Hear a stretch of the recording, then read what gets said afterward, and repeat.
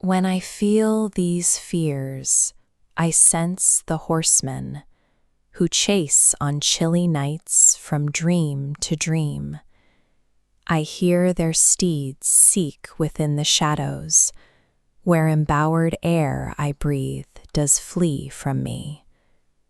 When I now see the mysteries unleashed upon earthly beings that seek their maker, I hear wish-filled wings on withered branches and see them seek the mist of incensed sleep. And when inhaled soft dust within this space, I breathe sweet life and death and beauty's wisp. I taste the tears of winter's sleeping rose, where mossy statues haunt marbled doves in flight. And when I feel soft wind in rainbowed skies, my crimson dream does sing as a witness tree. These lines inhabit a space where cosmic horror overlaps with the quiet devastation of personal grief. It is an equilibrium maintained through deliberate ambiguity. This is When I Feel These Fears, I Sense the Horseman, version 2, by Michael Eugene Cantrall. The version 2 designation indicates a document that has been thoroughly curated and revised, rather than written in a single burst. Reader responses often highlight a sharp tension between fear and calm, or note the heavy spiritual undertones woven through the imagery. These varied reactions point to the poem's dual operation. It functions simultaneously as a macro-level apocalyptic vision and a micro-level psychological landscape. This dual nature is a structural feature, emerging from specific choices in what the poet chooses to leave out of the final text. To see how that duality is built, we can reverse engineer the text by tracing its historical motifs, its phonetic rhythms, and the forensic evidence left in its draft revision history. Moving past a surface-level emotional reaction allows for an analysis of how the text is actually constructed to produce its effects. Looking first at the physical structure, the poem reveals its spine. The 14 lines divide into 3 distinct 4-line blocks, quatrains, followed by a single concluding 2-line couplet. It is a sonnet. Within this rigid form, Cantrall employs anaphora.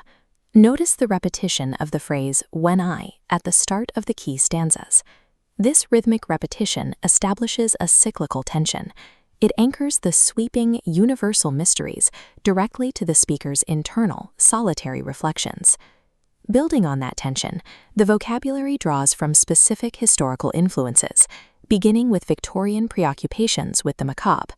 The text invokes the physical spaces of mourning and classic Gothic decay. We see shadows, withered branches, mossy statues, and marbled doves. But the poet does not allow the text to settle purely into decay. These elements are immediately contrasted with romantic motifs that focus on nature's resilience. Images like the witness tree and winter's sleeping rose blend intense human emotion with the profound indifference of the natural world. By fusing rigid anaphoric structure with these contrasting historical motifs, the poet creates a complex atmospheric foundation. It prevents the text from reading like a one-dimensional horror story. The atmosphere is further heightened by microscopic phonetic choices. Let's examine lines 2 through 4. These lines rely heavily on sibilance, the repetition of soft consonant sounds. Look at the clustering in sense, steeds, seek, and shadows. When spoken aloud, these repeated sibilants force a whispering, almost wind-like auditory effect on the reader. This auditory whispering maps onto the physical environment described in the narrative text, a chilling, sharply cold space.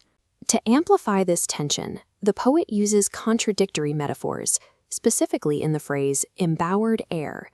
The word embowered implies a protective, natural enclosure, yet the speaker immediately states that this air flees from me. This creates a sensation of suffocation within an otherwise open space. These micro-level phonetic choices and spatial paradoxes do the heavy lifting early on. They subconsciously prime the audience to experience dread and claustrophobia before any overt threat is even fully revealed. We can verify this intentionality by looking at the author's edit history logs spanning December 12th to December 16th, 2025. These logs act as forensic evidence of the poem's evolving tone. Early iterations leaned heavily into literal trauma and overt religious judgment. We see discarded phrases like misery unleashed, steal the souls of those asleep, and knew no evil. Over 4 days, Cantrall systematically softened the language. The strikes are replaced by mysteries unleashed, seek the mist of incensed sleep, and seek their maker. Changing misery to mysteries removes a declarative emotional state. It replaces a known quantity with the unknown. Similarly, the shift from steal the souls to seek the mist removes direct malicious agency from the pursuing horseman, and stripping out knew no evil removes a heavy-handed moral judgment, neutralizing the text's theological stance. This editorial restraint is the poem's defining mechanism. By refusing to dictate the exact nature of the horror, the poet opens a negative space. The reader is compelled to project their own deeply held fears into the text. Because of this carefully constructed negative space, the finalized text allows for 2 distinctly valid interpretations. The first is an eschatological vision, a literal biblical apocalypse. The title and the very first line introduce the horseman. In Western literature, this specific noun instantly primes the reader for a macro-level, world-ending event. But notice the crucial omission. The poet never uses the word for, and there is no direct quotation from Scripture. The poem evokes the iconography of the Book of Revelation through its steeds, its shadows, and its earthly beings, but it carefully avoids locking itself into rigid religious dogma. Without explicit theological identifiers, the source of the fear shifts. It transforms from a strictly religious prophecy into a universal, existential dread. Under this macro interpretation, the poem operates as a profound commentary on collective human vulnerability in the face of inevitable, uncontrollable forces. Yet the text is equally effective when read through an entirely different framework, as a micro-psychological landscape. In this reading, the horsemen are not literal riders in the sky. They are metaphors for invasive trauma, anxiety, or depression haunting the speaker internally. The phrase, "chase on chilly nights from dream to dream," supports this. It describes an inescapable mental state, rather than a physical pursuit across a geographical landscape. This internal focus brings us to the final couplet, and the poem's ultimate thematic anchor, the witness tree. A witness tree represents profound resilience. It embodies the act of surviving an apocalypse, whether physical or psychological, simply by remaining rooted and observing it pass. Masterful poetry does not dictate a single rigid truth.